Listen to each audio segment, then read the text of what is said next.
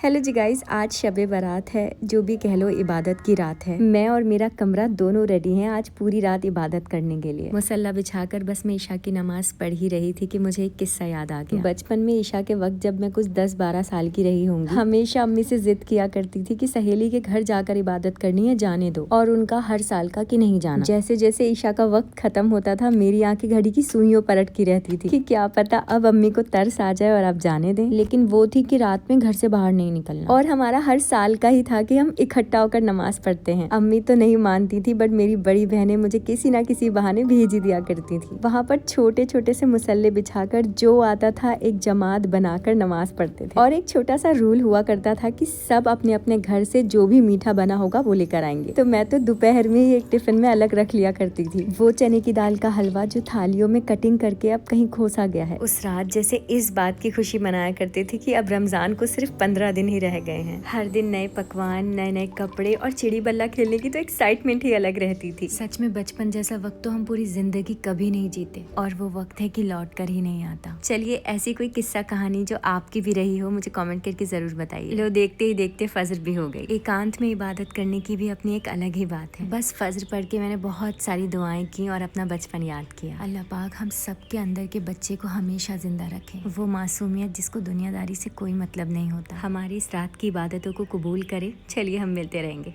Bye.